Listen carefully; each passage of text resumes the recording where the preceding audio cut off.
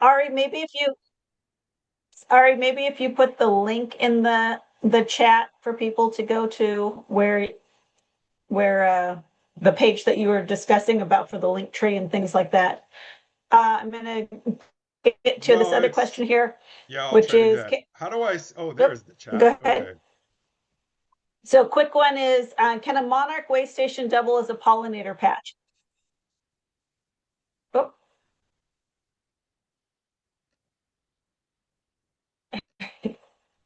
let's see. So on that one with, can you have a monarch way station double as a pollinator patch? The answer to that is yes. If you have more than just milkweed, then yes. And we do prefer it to be the native milkweed versus the tropical milkweed, just because that is one of our branding things, is that it is native plants for native pollinators. So we do ask for those two things to be there, or at least have native milkweed in there also, and not have non-native plants in the garden. I do see some monarch way stations that are non-native plants. How many plants would be a good start to give away for others to start their garden? Okay, so I'll get to that one in a little bit here. I just wanted to make sure that we had some. And yes, Jennifer, buckwheat takes a very long time. It is not unusual for it to be up to 6 months. So that is one of those, be patient. One of the things that we wanted to make sure that we discussed tonight was where you're growing your milkweed, and one of the reasons that it can be important. So, for instance, we know that the milkweed needs to have consistently warmer temperatures in order to sprout. And this year, especially if you're in Southern California, you know it's been a little bit wacky with weather. So I have a lot of outdoor um, milkweed that's coming up and that's coming back. So we're a little out of sorts this year, and that can throw people off. So I want to make sure that you don't just use this year as a judgment marker. But then there's some people who are a little bit further towards, I would say, like close to the coast or closer to mountains where you're getting cooler temperatures overnight, and that's an important factor too. So we're going to talk about a bunch of different factors, and we'll have people go ahead and ask. In Northern California too. Okay. And we'll have people ask questions from there. So for me, generally during winter, I start my milkweed seeds indoors in a spare room I have that is south facing windows, so that it has a consistently warm temperature throughout the day and night. For some people, they're doing that in greenhouses, and some people, they're doing that on growing mats. So for the average person, if you're just putting it outside, that's not, oh, and you're going, that's not coming up, I don't understand what's going on, you're probably not getting consistently warm temperatures for your milkweed. And that's why we tell you to go ahead and wait until the temperatures get a little bit warmer. For all of our nectar plants, the nectar plants tend to like it when it's cooler, especially cooler at night, and then back to warmer days. And they like to have that water that comes in through the rains. I start all my plants with rainwater, so I'm collecting rainwater and then using that to start my plants. So I will be honest and say I don't have as much experience with hose water and stuff like that. But the nectar plants are a whole different story. However, with these warm temperatures, you can get it where, depending on where you're keeping it, you have a lot that die off from the heat. And so things like radiant heat become a factor. For instance, I have a rock wall that I grow things near, but if it's too hot, my radiant temperature can be, it could be 80 degrees outside. My radiant temperature against that wall, if I put a thermometer up there, I've registered anywhere from 98 to 102 degrees. And that's like in January and February this year. So things like that really do matter and make a difference. And that's why we wanted to be able to get on here and devote some time to people who might be struggling with it starting to grow. So if anybody has questions where they want to raise their hand and we can start discussions, that can make it different. Can I bring them inside after trying to start outside? They were under plastic roofing, and I have about 3 out of the 25 I planted. You can bring them inside. Just make sure that that they require light. So things do require light to germinate. And when we are planting seeds, if you paid attention to the videos, it is important, especially if you're a vegetable grower, not to put these seeds down too far into the soil. And people who grow vegetables are used to making a little bit of a hole and putting in a seed, and you're going like an inch, sometimes 2 inches deep. And that's not what's going to be happening here with these seeds. This is more of a 1/8 to 1/4 of an inch in under the soil. So, and very light watering so that it doesn't get pushed around or flooded out of the pot. And that's an important thing also. So those types of things are important. So right now, this is a really good time. Okay, totally new to this, technically challenged. I watched the video. I believe I was given a hub number, not sure what it is. How do I put my hub on the map? Ari, do you want to answer that one? You're on mute, by the way. Nope, you're on mute, Ari. Sorry about that. Yeah, so basically you would go to your dashboard and it says register your hub on the map, and there is um, a form that you fill out that is totally editable. So you can put your name of your hub, you can put um, so you don't have to just be a number. You could be a name of a hub, and then you can activate it or deactivate it. You can put what you're growing, or you can put the status of your plants. So yeah, it should be on Hub dashboard. And if anybody here has any challenge with that, just email me at monarchfellowship@gmail.com. I'm gonna put it in the chat, and I mean, if anything, if we need to meet, uh, I can walk you through it. Um, Maybe I should send out a video of how to in the next like MailChimp news email. Maybe that would help, like how to register your hub. But and that form is totally you have complete control over it. You can deactivate yourself, activate yourself. Um, so hopefully that's helpful. Okay, and I'm going to answer another question for A. Compton. I was looking at the map for coastal areas to be pollinator gardens, but the line is fuzzy. Do you have best info for OC area near foothills? Also, due to local parks, HOA and Irvine Company apartments and commercial retails butted up against a large sports park, school buildings, and golf course, I feel like my little backyard is the only no spray zone. And I was told not to put up a hive for bees because it's a death sentence. Can you help with workarounds or community advocacy to stop spray in the area? So I do a lot of community advocating myself. So I can tell you that I show up at my city council meetings. I've done presentations at my planning commission. And because I do a lot of work in my community, people hear that often. And I also put up a lot of information about no spraying around the gardens that we install. So I highly suggest that you, for advocacy, that you get something together. Take the information. Xerxes has information. Pollinator. There's like every single group out there. Pollinator Partnership. Even the San Diego Bird Alliance for us. So some of you might still be Audubons, but some are bird alliances. Even they have information about not spraying because insects support the food web. So there's a lot of information out there, and I would highly suggest that you gather that information. And usually, like large sports parks, school buildings, usually there's different groups that you would have to present that to. I have a good sized garden in one of the schools that is in our city, and we were able to go through and discuss the importance of not spraying and doing everything that we needed to for that, and that was pretty good. And we were also able to get a list of things that they tend to spray for and what they use. And we were able to switch things a little bit. Like if you're spraying for ants, how about going to the inside perimeter of the building over summer versus doing it during the school year and on the outside? Things like that you can do, that you can speak to the school district directly. A lot of them are really interested in talking about those. HOAs, that's a whole different story, but you can bring it to HOA boards.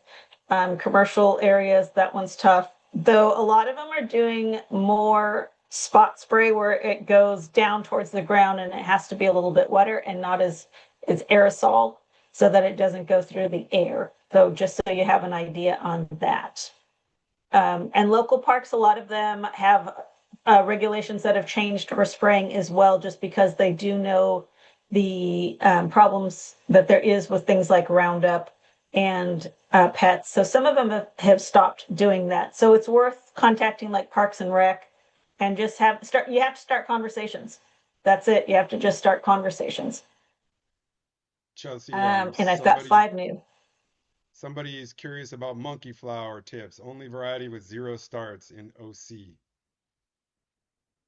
Monkey flower is one of those ones that can be a little bit tough too. I would have to have. What area are you in? You can unmute and talk.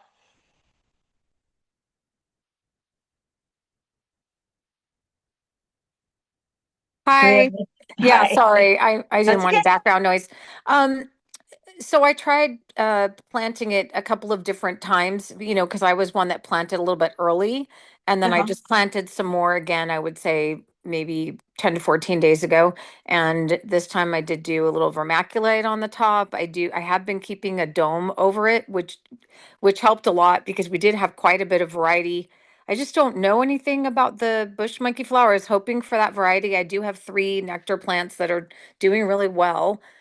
Just the bladder pod. It's funny. I have like 5 of them out of, I don't know, probably planted 50. And then I have not one single bush monkey. So I don't know what I did to the bush monkeys. I don't know. I killed them. I don't know. The bush Um, monkey, the dome might be the problem on the bush monkey flower. oh, they like So, it colder?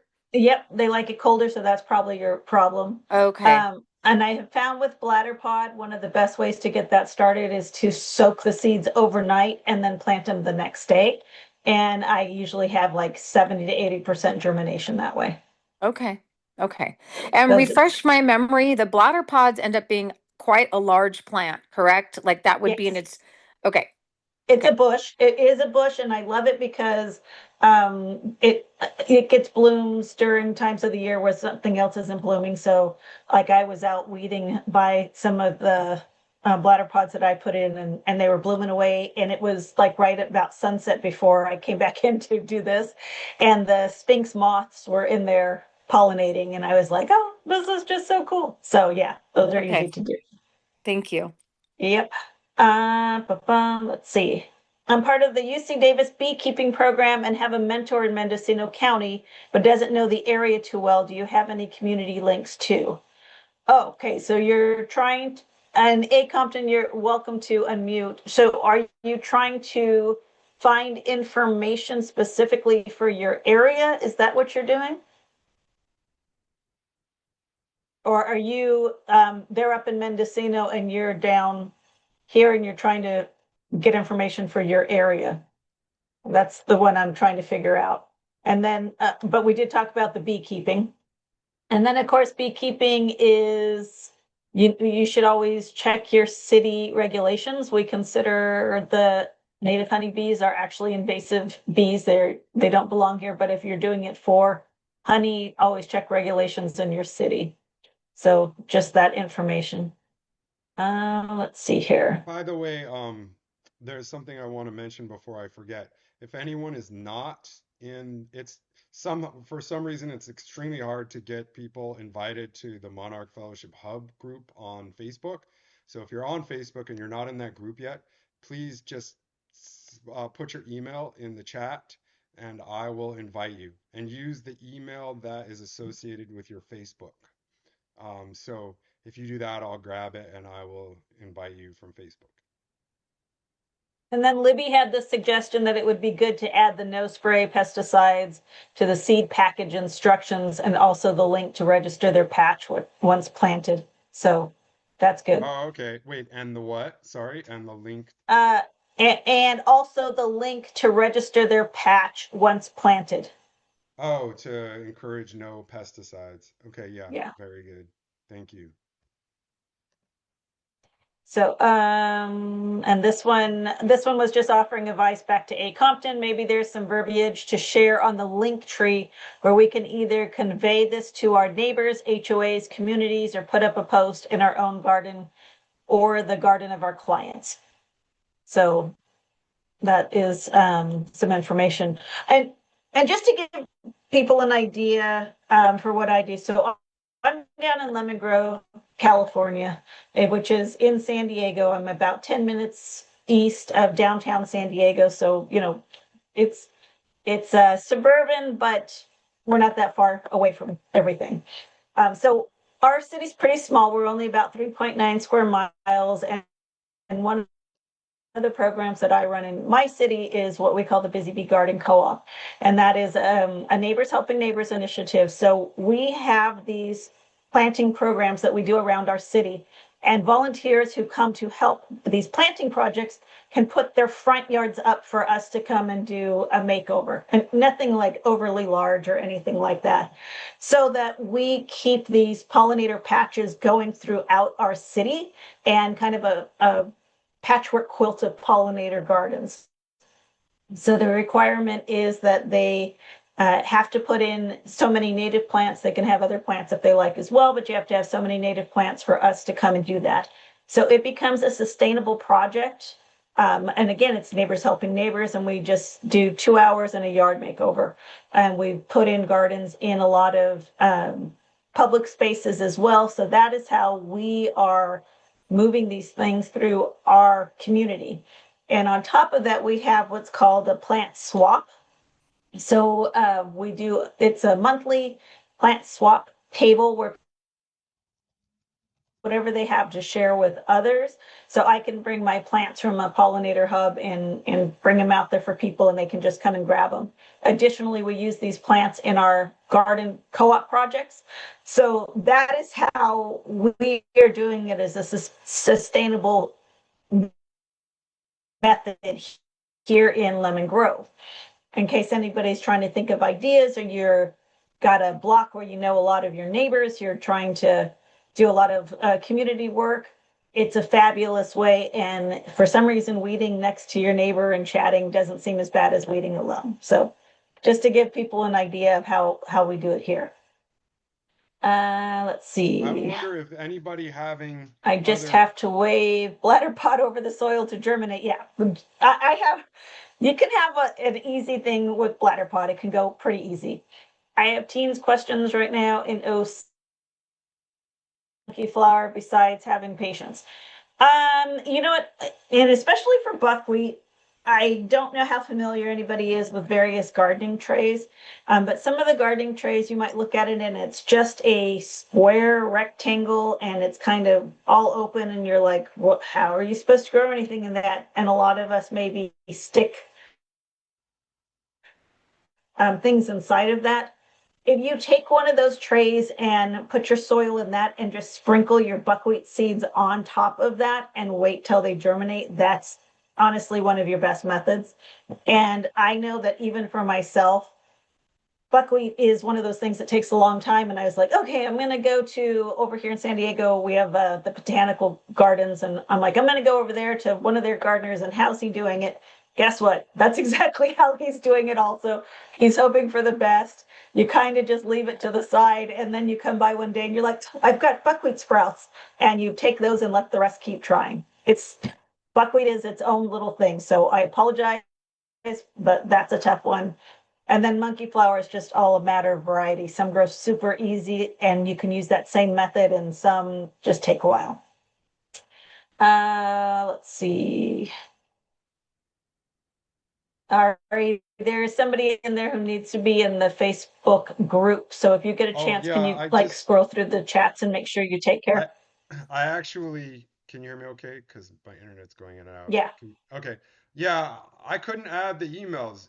It's like, I don't know why I'm having such a hard time getting people in that group, but I just posted a link. I'll post it again.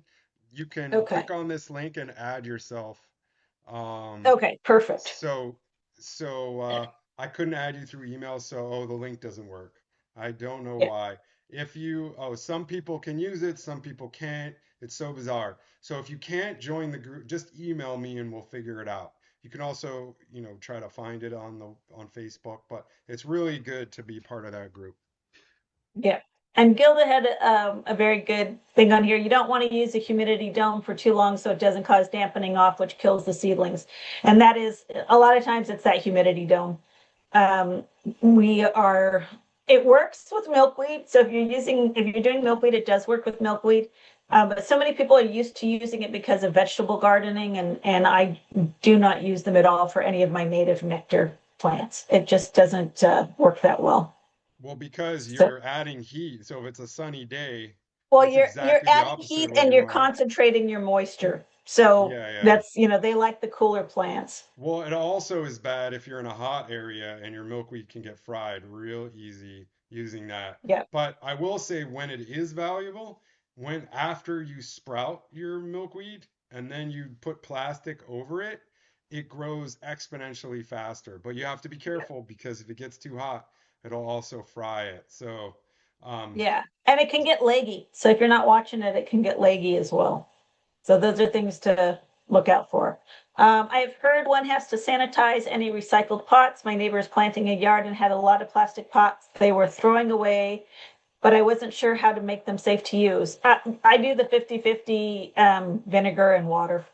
So I just wash my pots in vinegar and water, and that works well. I usually I usually spray them down and then dunk them in a tub and rinse them and air dry them. So that is pretty easy. And then Kristen had another technique that she uses that she put in there where she says she uses a tablespoon of the Castile soap and a splash of bleach in a 5-gallon bucket and rinse the pots after sanitizing. So yeah, I'm going to go down to Cambria. All of my nectar plants started growing very well. I planted them on January 11th.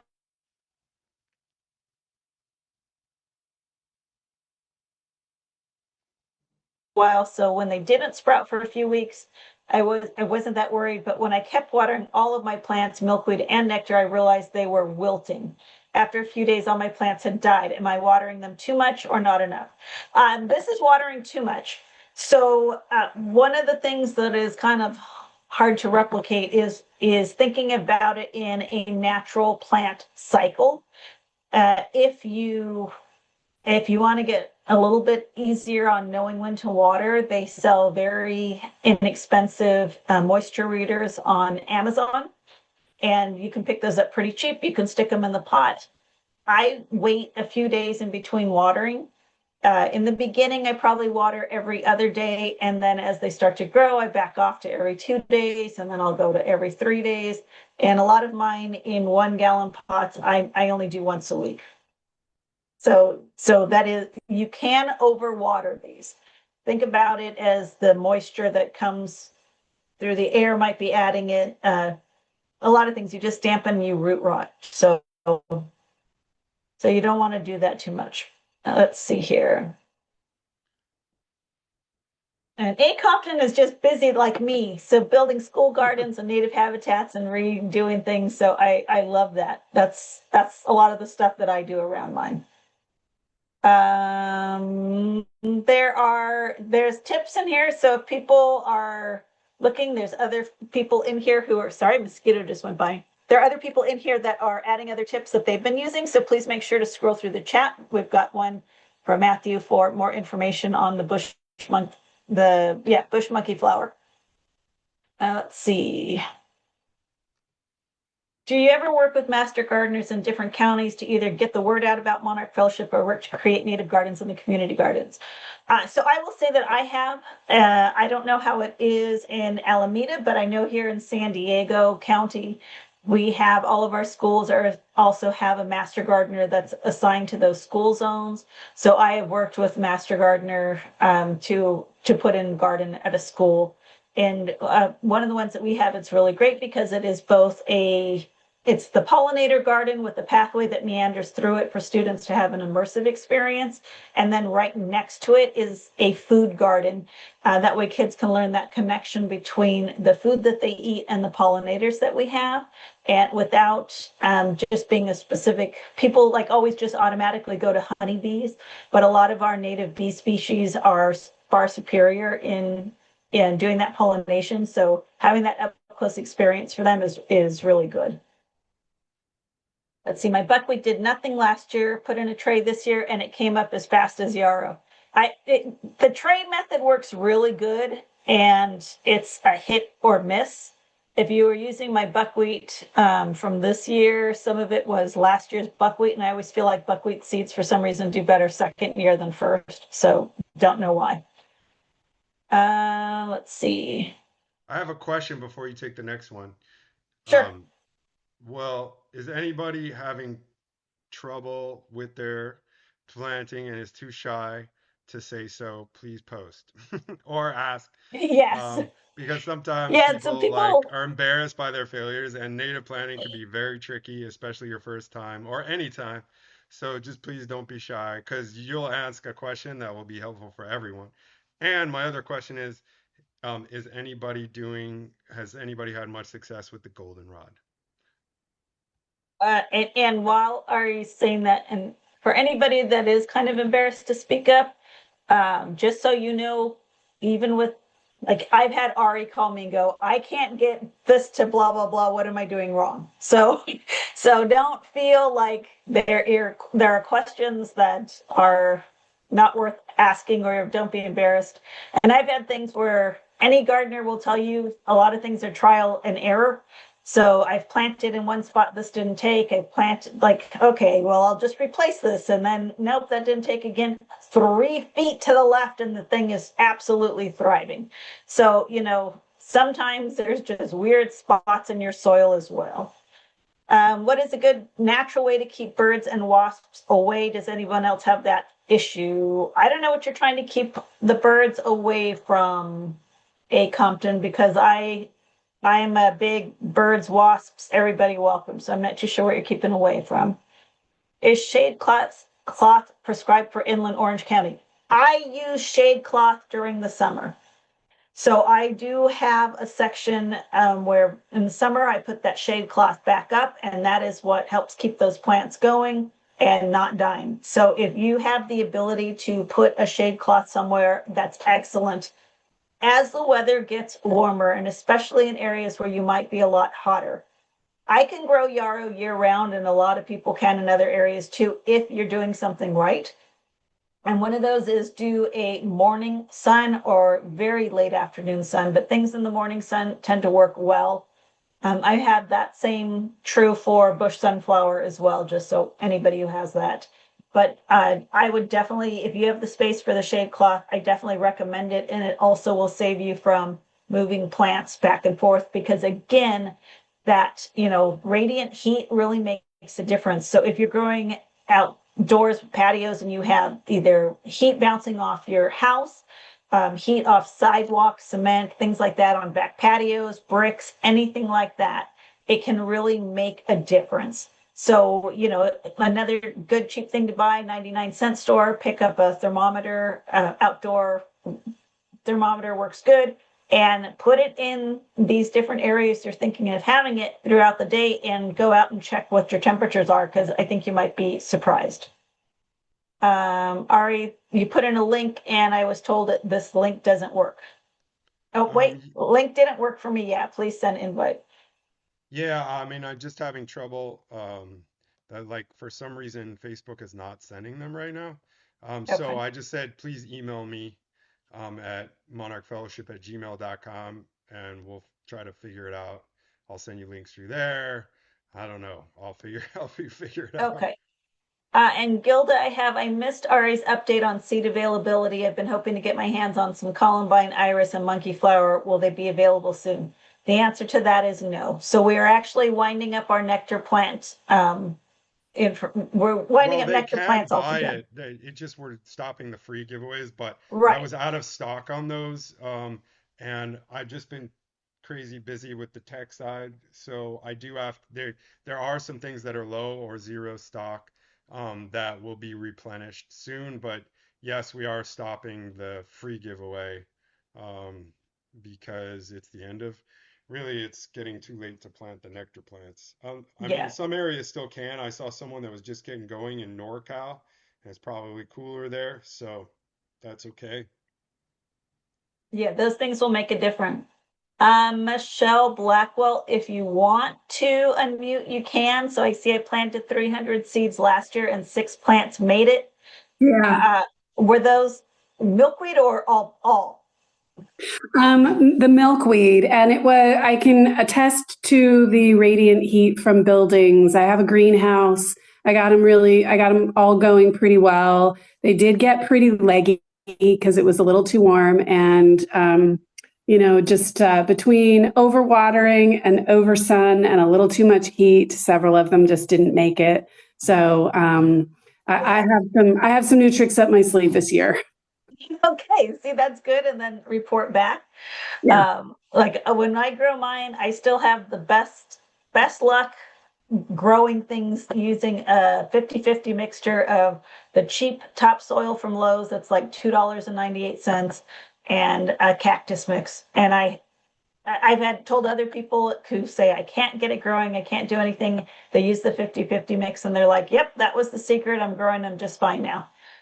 Yeah, But this year I'm using just kind of a mix of all the things that I have in the backyard, some Kellogg topsoil mulch, some cactus stuff, some Mr. Frogs, just kind of mix it all together and, we'll figure it out this year. But sometimes that's just what you have to do. But see, I'm glad that you realize that because it is important to pay attention to radiant heat and overwatering. Those are definitely two big ones. Jennifer said 1 out of 18 goldenrod germinated, Ari, and Yeah, another no luck with goldenrod. I And that think one's we're a just tough gonna one. next year make that a seed. We'll give it away. I didn't get it together enough this year, but someone donated me hummingbird sage, and I think that and like black sage and goldenrod. We'll just give away free seeds people can plant in their garden, and then they can do cuttings or rhizomes or whatever the the strategy is for that plant because goldenrod is just horrible. What I say about goldenrod is just throw it all in a flat and just see what comes up rather than taking time and space doing 4 inches or whatever. Because yeah, it's just such a low. I hope everyone looked at the germination rate on that when they planted it. All those germination rates are in the charts. Um, the and it's really low on goldenrod. Okay, and then I've got we got our seeds late and haven't planted yet. Then had major heat, then downpours. When is it too late in the season to plant? Corey, I have no idea where you are located. So if you want to unmute, you can. And then Fullerton, I'm sorry, where are you? Fullerton, Orange County. Fullerton? Oh, yeah. Which seeds did you get? I got two sunflowers, and I have, of course, the gold. I'm sorry, I'm having a senior moment here. I got. I also have uh, um, a yarrow, and then I have lupine, and I think that's it. I think there's one I'm missing, but I can't think of what it is right now. It's one I Okay. wasn't familiar with. That's why I asked Ari for it. So you're okay if you're starting with the sunflowers or the yarrow and you're doing morning sun only. But Mhm. especially lupin likes that cold. It needs that cold Yeah. snap. So hold off on the lupin until next year. Um, Okay. so that'll be good. And then, Okay. and poor Leslie says her sunflower seeds were picked out of her tray. Yeah, that can happen. And I'm sorry, that's a tough one. I have a cat. I don't have as many birds around my starter, so that makes it a lot easier. But yeah, it can happen. And then on the other side of my fence, I've created a large nature garden. I wouldn't have been angry, except that the bird feeder's like, 50 feet away, full of Well, sunflower but seeds. that's why they know. So they're like, hey, there's just seeds laying around. This is really good. I I can say also that want once to I got my say, garden into full swing, I have no bird feeders. All of my plants are the bird feeders now. So once you get things really going, if you're doing it in your own house, I would switch off and that can make a big difference. But yeah, they come and they eat.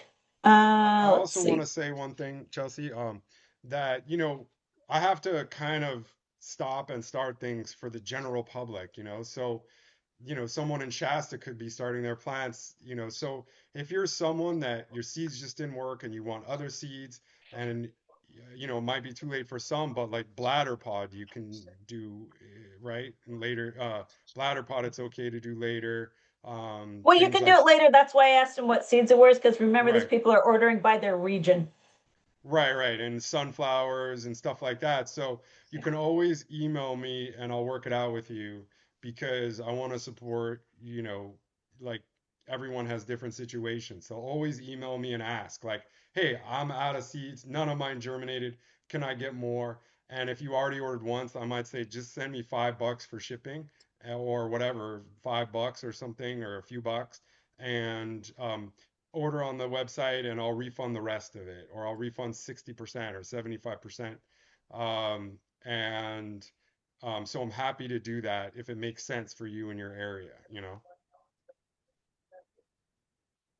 So there was one on here about a, a lot of the and I'm trying to see if I can find it. So a lot of birds eating stuff and clearing things out, wildflower mixes, California bluebells and poppies. One of the things that I have found, if you are growing like your own, like this, I'm growing it in my garden and I'm trying to scatter and the birds are coming, is a hydroseed compound works really good in these instances.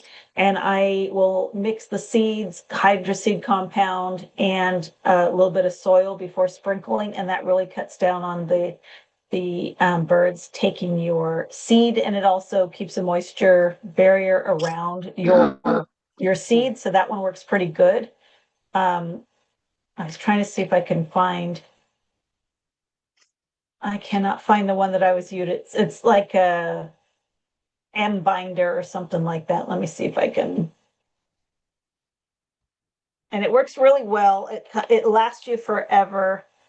Trafficker, yeah, okay. And I'm going to go ahead and I'm going to put this in the comments. And this will be a game changer if you're doing plantings. So I'm going to go ahead and put a link to that in there. If you have other people that you do things with, it helps to go in on this and share it, because trust me, it will last you a very, very, very, very long time. One thing I Let's want see. to say, sorry, Chelsea, Go ahead. some people just joined the Monarch Fellowship group. That's different than the hub group. So a lot of people confuse that. The hub group is specifically for hubs where people ask questions and stuff. So you might have found the group. That's not the hub group. So again, just email me. I'm gonna post the link again. You could try another link. I'll try your emails again, but that's the group we got to get on you. I mean, it's good to join all of them, but And the nice thing about the Monarch Hub group, the Monarch Fellowship Hub group, is that it is just the hub members in there. And a lot of times you will find somebody who's close to you, or at least in your same kind of microclimate, and sharing tips and tricks is really good. You'll also see people's giveaways, and their giveaways give you a really good idea of how to run a giveaway. Let's see, I can only invite my Facebook friends to the group, so maybe they should all friend Ari first. That's a tough one. You could be the most friendly person out there, Ari. Is wait, the what hub was group that? Because I was trying to add somebody. Ooh, I was just able to send an email to Okay. somebody. So it's Leslie. She put, I can only invite my Facebook friends to the group, so maybe they should all friend Ari first. So Ah, Crystal, is the hub group public or private? The hub group is invite only, or that one is not public, so it is a private group. So you So can ask yes, maybe that's the questions. solution. Hub me or sorry, hub me. Made no sense. Add me as a friend and then I could send it to you maybe. Um, I just sent it to A Compton. I don't think we're friends. Now it's letting me send. Facebook is Okay. so weird. Okay. So it can be a little bit finicky. Let's see. Matthew's just great. He's sharing all kinds of stuff in here. So grab your phones or whatever, folks, and take a lot of information because Matthew is putting a lot of info. It looks like Carrie. Is anyone else here in the Monterey Carmel area? And then I'm in Gilroy, I'm in Santa Cruz, so we've got people over there. And that's right now, I think I'm caught up on the questions that are on there. So if other people have questions, get them in there and I'll talk about a few other things to keep things going. So we discussed like things like We are buckwheat. also at 8 o'clock, so maybe we'll call it at Oh yeah, 8:15. we're at 8 o'clock. So that took up all our time. So what I was going to say real quick is just that if you are growing in pony packs, they tend to be a bit smaller and those do dry out a little bit faster. So those you should pay a little more attention to just to make sure that you're not getting things dried out too quickly. The 4-inch pots tend to do a little bit better, but some things do start better in the pony packs for people, or it's easier to give away. So with pony packs, I tend to get it to like 4 or so inches and then give it away, especially if it's poppies, Clarkia, things of that nature. I don't hold on to it very long. That's like a quick give it away. So pony packs can make a big difference. Is it? So I think that took us to our full hour. So that was good. Is anybody just wanna say hi and update us or give us a little briefing on their hub? And we will have another meeting closer to giveaway times too to talk. Today we talked about planning advice. We'll talk more about like the hub, the website will be further along, so we'll talk about tech, we'll talk about how to get the word out, your setup, your giveaway stuff, how you can communicate with your neighbors, stuff like that, and hopefully we'll have some people with experience that have given away plants and they can share that. And Jennifer, for asking if you can want to ask questions to me offline, I just put my Busy Bee Garden Co-op email in the chat, just busybeegardencoop@gmail.com. So anybody else who's looking at it, and you can ask questions as you need to. Thanks. So yeah, that can make things a little bit easier for you. So yeah, we just want to be able to jump in here every so often and give people question and answer time because a lot of times you do have questions, and this makes it a little bit easier. Yeah, if we're gonna lose people because it's 8 o'clock, I just want to say thank you all so much. This is so amazing how many people showed up and how many people are doing and how your plants are doing. And I'm so excited. I think we're gonna really get the word out about planting native because I feel like we're inhabiting a space that is just not inhabited, which is converting people into native gardeners, which takes like sales touch points. They got to hear about it, they got to see the plants, and then ultimately, if they see a plant getting butterflies, I mean, that is the closer, right? Like, so the more you have in your street, and the more uh, people are exposed to it. So I I mean my thought was that if I decentralize this, like the biggest untapped resource is just people, that care. And so you're basically doing conservation work. We all are, And I'm not an expert, I will tell you that. Chelsea's an expert native garden by experience. I am not. I Most of you are probably better than me. So I'm just out there, just like you, trying to grow plants and figuring it out over the years. And then just the one quick one from Matthew who asked, is there a map for locating public pollinator patches? There will be. So that will be coming as well. Oh no, the map is already there. People Oh, can good. That one's register. up. Oh, that was one other thing I wanted to say. No, people can register their garden now. That is Okay. active. One thing, do not, if you're a hub, don't register your garden because the icon will cover your hub icon. So, but you can tell you like if you give away plants and your neighbors plant a pollinator patch, they can register it now. And again, their exact address is not there also, so nobody's addresses are revealed. Ah, I'm sorry, Morgan, for your dropped seeds. For Jennifer, for next time, can we also talk about messaging around why I am not giving out milkweed in my area? Sorry, look, to Yes. be more specific, I'm Yeah. in a no milkweed zone. I'm Oh, right okay. between two, I'm far enough in from the coast. In Santa Barbara.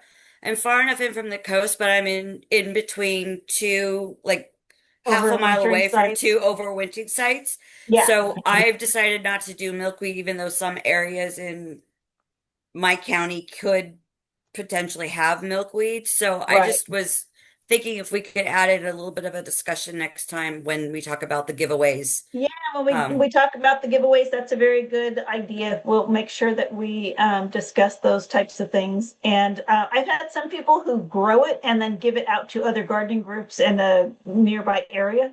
So yeah, we can make sure that we talk about it. That's a Yeah. good thing. So we'll put that on our list for discussion on the next time. Okay. So thank Thanks. you. And then anybody who wants to drop off can drop off and we can answer a few questions. If there's somebody who wanted to stick around and ask something, we can hang out for another few minutes to do that. But if there's anybody who wants to drop off, thank you for attending and we'll see you next You time. know what? I liked someone's question. They asked about approximately what size. It was Aaron. What size plants on the average are when you're distributing is a good idea? Ari, do you still have like the sample ones that we've used in the past? Like a picture image? Uh-huh. Yeah, we've used a picture image in the past. Do we still have that? Yeah, I think it's actually on the website. Let me look right now. Yeah, I was gonna say if our website has it. Like I know that I submitted a picture to show my milkweed next to a chapstick to get an idea of like, okay, it's safe enough to give out at this point to go in. I never go too small where you don't have like Oh, the secondary picture leaves. is actually not on the planning instructions, so Uh, I need to add that. That's Thank you for mentioning that. yeah, so I And know that we had like some here, really good I'll get stuff. it in my images though. Pretty sure Okay. I have And that. then common sense with some of the others, like there's 6 leaves, 8 leaves, you know. Yeah, you want a Okay. sturdy enough stalk. You want a sturdy enough stalk to it and then enough leaves on there. Okay. So yeah, Thank you. yeah. I'm gonna put can I put an image in a chat? Let's see.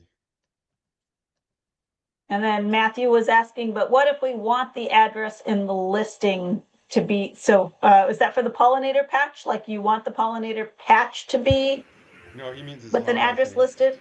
Yeah, our pollinator patch is actually at an organic farm in Cherry Valley, so it's a public thing, and we would want people to know about it. It's not Yeah, a residential thing. okay. Then that's a very good thing to put on there and we will look at what we can do in a situation like that. So Thank you. that's good. That's good Wait, feedback. wait. So there's a place. Wait, let me see if it's there.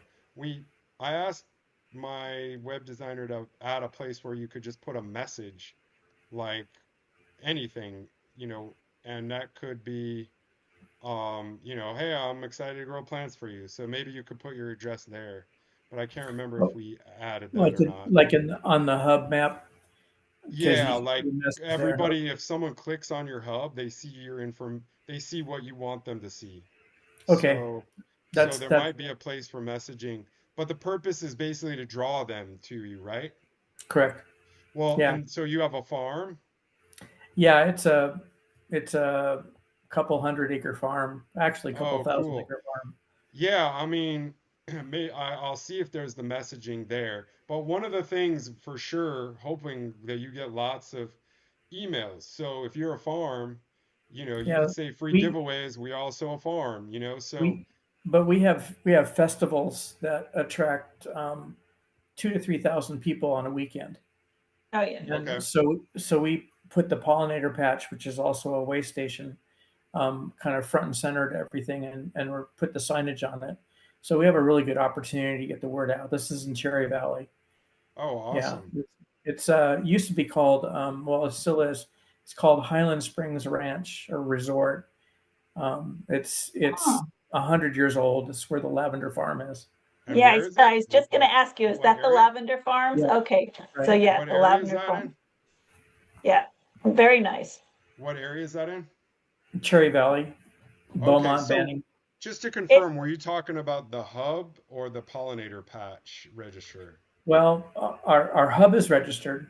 Right, but you Um, the want the your address to the be shown the on the. pollinator patch, he wants the address to be able to show when so, people click on the map. so the real question was, what if a pollinator patch could be considered a public good?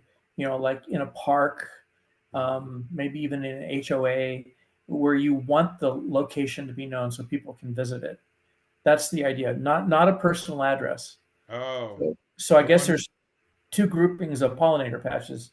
You have the private owner, and you have one where you want the public to come. Oh, yeah, I'll think about that one. We could potentially have that um That'd be like um commercial versus residential. So yeah, yeah, yeah. I'm connected to a couple of land conservation um, folks that would also consider.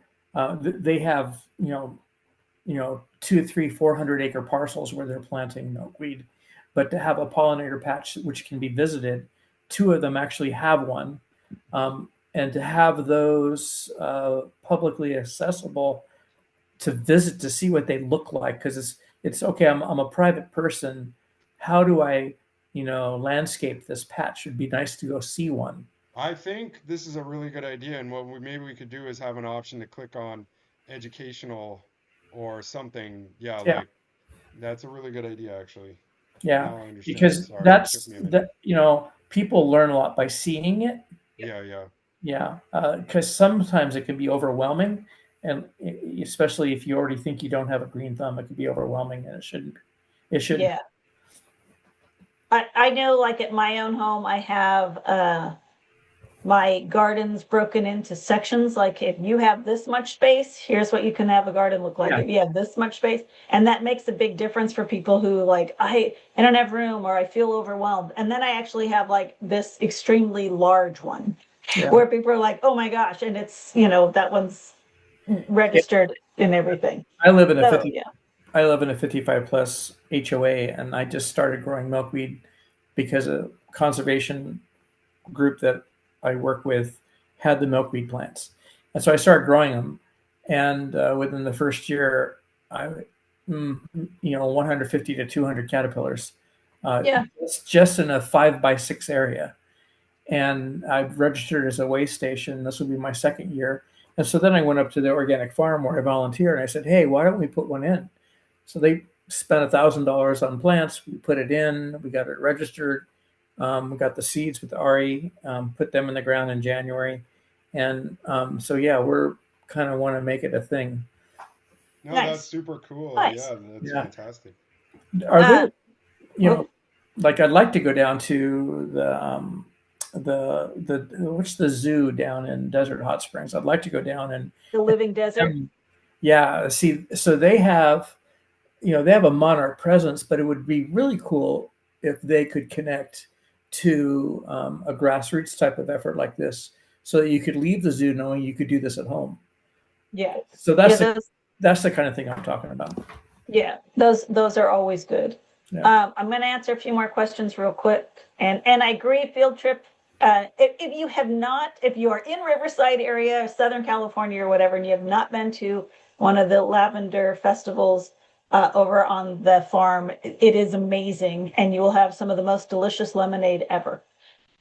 So Crystal, yes, there are printables that are getting set up for Hub Resources that is being worked on. We had them before, but they're being rebranded, and we're trying to have things have the same branding across the board. So we've used them in the past, and they're really great. Let's see. Annabelle, it starts to feel overwhelming. You know what? Go slow.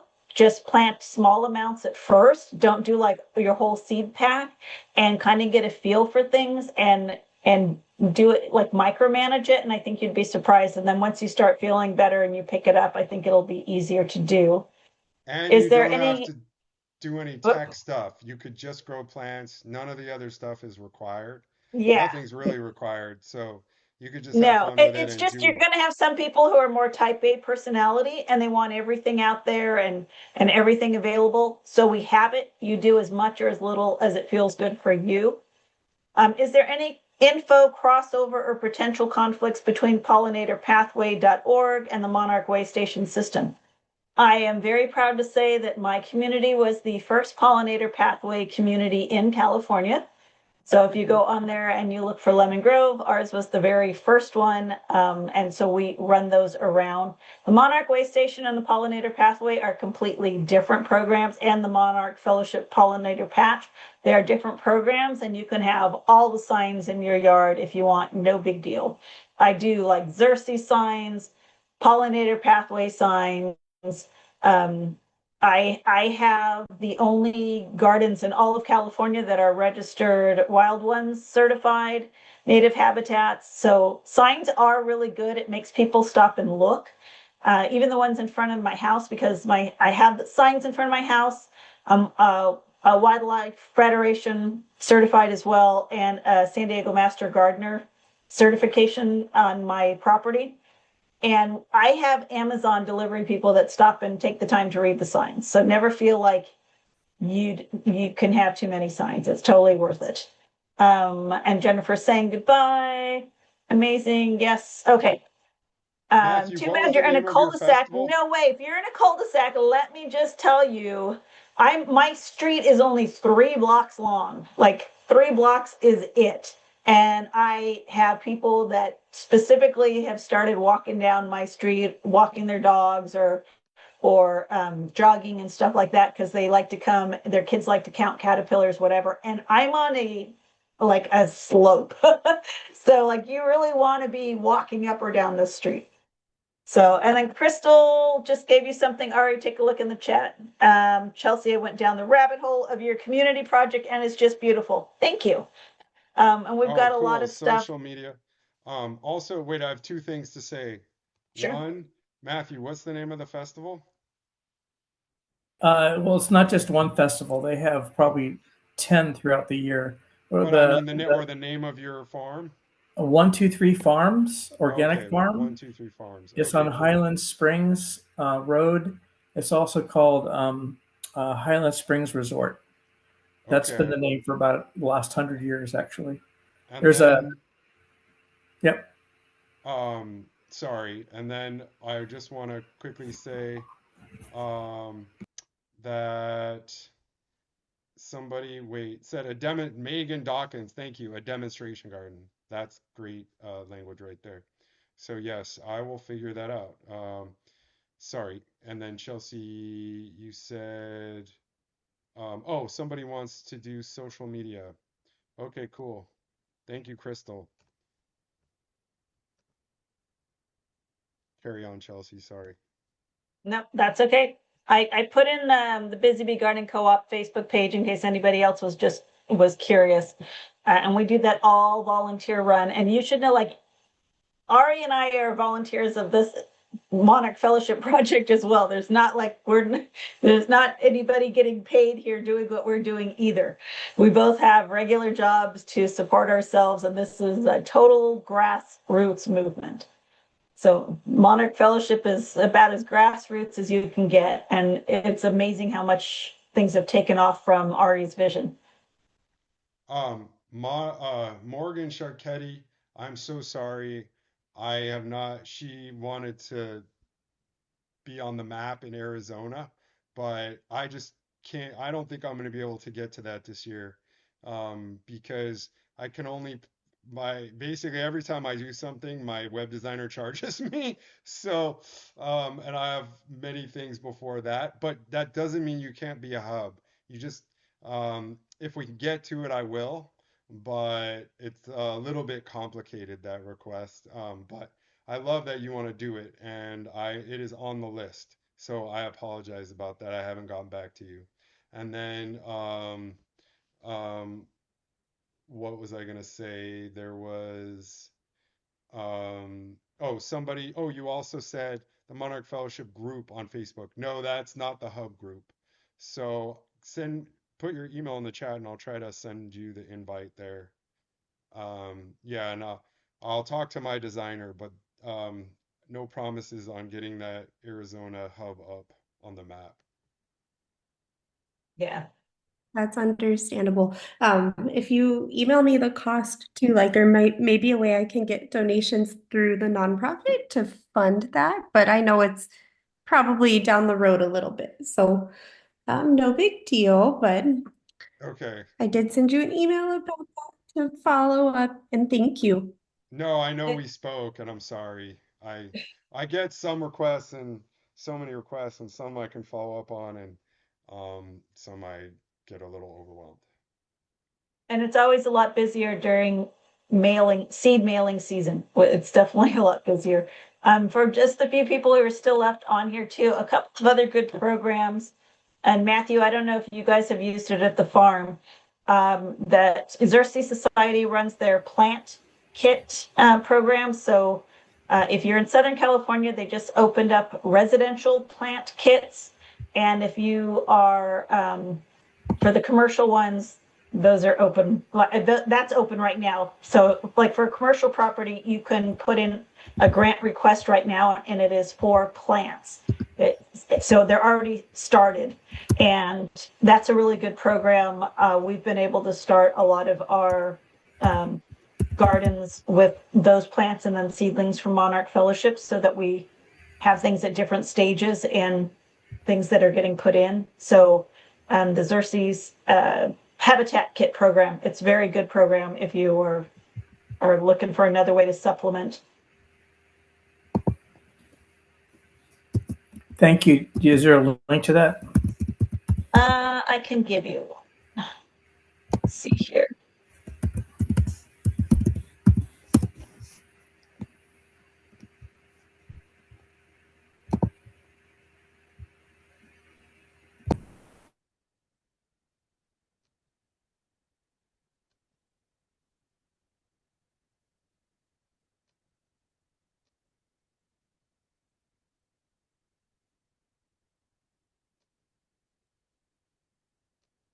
Okay, got it over here. So there's, when you're working on large scale, there's a lot of things you can do. And to me, the more you can do, the more awareness you bring.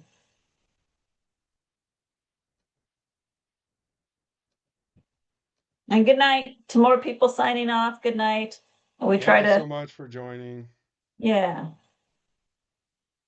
If there's anybody else with any other questions at all, we figure. I have a question for Addie. My daughter contacted you regarding doing her Eagle Scout project, opening a hub. Oh, yeah. And And we were supposed to have Simone on here. And she did not. Simone was Let up till me. 3 at night because she has so much schoolwork. So Yeah, hold on a second. Let me get you her Facebook. Guadalupe, where are you? Where do you live? French Valley. We're not too far from you. Okay, I can actually hook you up with somebody who that's what they did. That's their Girl Scout. Girl Scout? She's actually Scouting America, but she's also a Girl Scout. So she's Okay. doing her Silver Award, that project, which is very similar to the Eagle, but her Eagle would be she would be making a garden at the elementary school. That would be the outside classroom. We will put a QR code for the Monarch's butterfly, and we will also create like a curriculum, a hands-on curriculum for teachers. And they'll have like videos. And then from there, she will also be hosting her first hub giveaway at the school. And we will also have the QR code to kind of show awareness, like, look, this is what you could do in the community for the butterflies to protect the species. So that's what she's doing for her project. I had to send her to bed just because it's already late and she wakes up so early. Understandable. How old is she?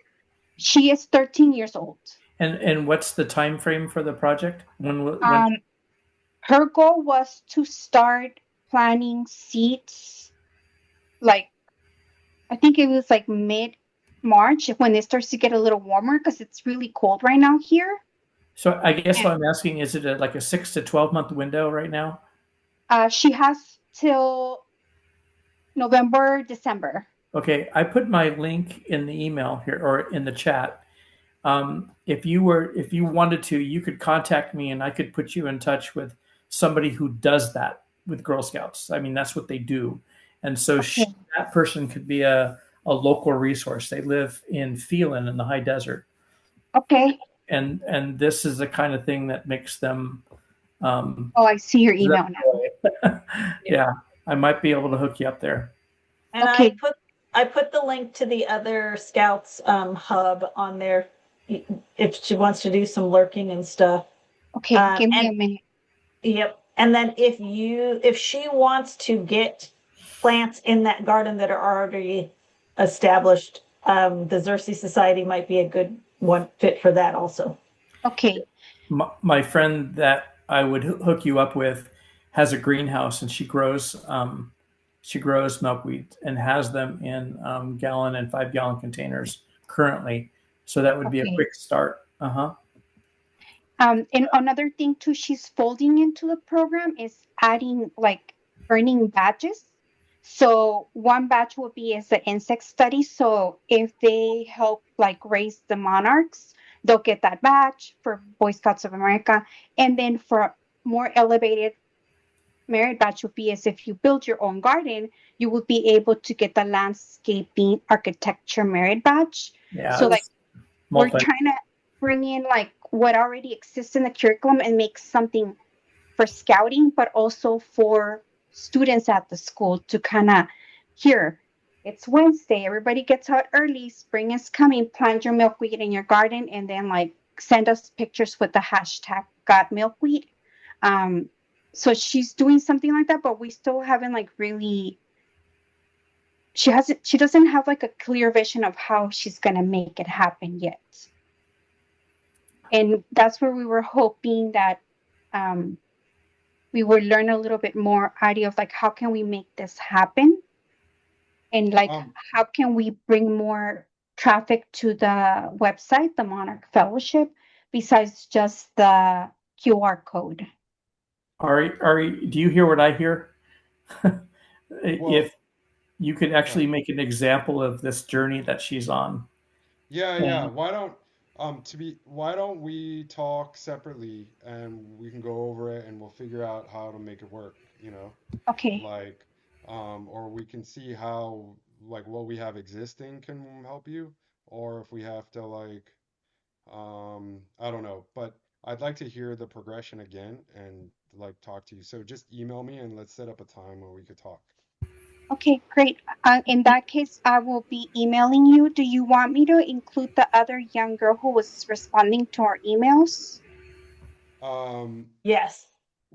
Well, what was her name again? I forgot her name. I mean, to be honest, she's so busy. Why don't we talk and then we'll see? Because I don't want to overwork her. She's in like IB studies and she's going crazy. So would you like a copy? So for the school garden that we put in and installed, we did a scope of project. Would you like a copy of that scope of project for your daughter to get an idea of how we set up? It spells out very easily how we set up the garden. And that might be a good way to go, oh, okay, here's how you can get started. Okay, if that would be great, and I could send you, when I send the email with my daughter's proposal, who do I send it to? You should send it to Ari and myself. Okay, and I'm not sure if I have your email address. You can do, you could do this one. The Monarch Fellowship at Gmail, right? That one. Yeah, that one. That's the one I've been emailing you to. She's excited. She talked to the school. The school said we don't need any permits or anything. Let's just do it. The principal's excited of doing a planned giveaway. The teachers are like, we love it. science classes outside, art classes, draw your butterfly. Um, it's really embedding the Common Core curriculum at the same time. So like she wants to be a teacher. So it's really getting her excited and it's doing something that she likes, which is the butterflies. Guadalupe, I was a science teacher in a high school setting for 30 years, and I worked with kids doing outdoor education. My background's environmental science. Um, these projects that are owned by kids are really helpful for them. But in the process, what I've seen a lot of kids fail to do is they're eventually going to graduate and leave that school. So Mhm. part of the planning process is thinking ahead and going, okay, who's going to own this garden when I'm gone? Will a Oh, janitor own it? Will a teacher own it? Will a class own it? Even though Yay. we move through the class. she Okay, has that in her proposal. good. That's why she did Cub Scouts, Scouting America, and Girl Scouts Mhm. as places for them to do conservation hours. Perfect. And That's really important. yeah, Okay. she's very clever. Her vision is very big. So when I was like, "Are you sure you want to do this?" Like, I remember asking Mr. Silverman, like, I told Angie, like, you're only 13 years old. Like, what is it going to look like when you go to college? And she's like, my dad will take it over. The hub will be taken over by my dad. He Yeah. likes plants. And I'm like, great. Then your brother could take it over. Because then he will be in Scouting America. So like she already thought that far for her project. I, It's just like, how I, do we get started? I had 13-year-olds have the same dream, and they graduated putting in a refugia for an endangered fish on our campus in the Mojave Desert that Oh, was a classified endangered fish, federal and state endangerment, and they went off to college, and so then we were left with this 60,000-70,000 dollar project that had to be owned, had a well and everything, and so ownership afterwards is really important. So I'm glad she's thinking about that. okay. Well, I thank you for answering my questions. I will be doing a follow-up with you. Actually, I'm going to ask my daughter to do it with you because this is her project, it's not mine. Okay, Um, yeah, we could all meet or meet with her or whatever. Yeah. and Um, maybe we could do like a Zoom meeting because writing is not yeah. her strength. No, Just to let's do do a Doesn't the Zoom hits. meeting for sure. And I, she is I just dyslexic too, so I heads no. up. run my own company, so I'm very available during the days. Okay. And I'll tell you, I just met with I always say it's my favorite Boy Scout, but it's a girl also, so she's a girl in the Boy Scouts, and she's working on her Eagle Scout project, and so I just met with her on Sunday, and she is doing carpenter bee houses. And Oh, same thing, nice. like like, okay, who's gonna take over it? How's it gonna work? And all this stuff. And I just met with her, and she's very similar to your daughter where Yeah. she's just like, all of this stuff is fascinating to me. She's been volunteering. She's about 13 or 14, and she's been volunteering with our group for 3 years now. Oh, And that's she awesome. knows it. She loves it. She can go back to the gardens and be like, I planted this yarrow right here and have that, like she has pride in it. And it's great to see. Okay. One more thing too. How is it gonna work when she starts making videos? Like, I don't know what the copyrights and all that, because I was telling her we need to ask about the copyrights thing. Can we put your logo on these videos that she's doing, like educating people by why it's important to save butterflies, why milkweed is key? Yeah, I mean, look, I give people a lot of freedom, but since we're gonna talk, like, let's just we'll go over it and we'll make it. I mean, that should be no problem. But we just want to, if you're going to do the Monarch Fellowship, yeah, you want to catch people in a way where they can engage with the Monarch Fellowship, so they, you know, so it goes somewhere, like a call Yeah. to action that's in line with what we're doing, like making pollinator patches or whatever. Mhm. So I would say that's important, could be important, and it could have more people have more effect, you know, have a wider impact. So let's talk again. Okay. Let email me and we'll just set up a time. And it could be in the evening, it could be in the day. I'm very free. So whatever works for you guys. Okay. And goodbye and good night to some of the other people dropping off. So as we see other people, Yeah. thank you for saying goodbye and good Yeah. night. So want to make sure those Okay. people know. But yeah, Guadalupe, we can help out a lot. And yeah, it's important for her to do the speaking. And then I've got some other ideas on ways to help her, but we want her to bring it to us. Yeah, And it's part of the requirement that it has to come from her. Like, yeah, she writes her idea, and I'm like, I'll help you write it, but you have to direct. I told her, I'm the mouse. Like, you're the mouse in my head. I'm just moving my arms. You gotta do that. Like, I'll help you with the writing part. Like, don't worry about that. I'll help you write your idea and make it make sense, but you have to do all the work.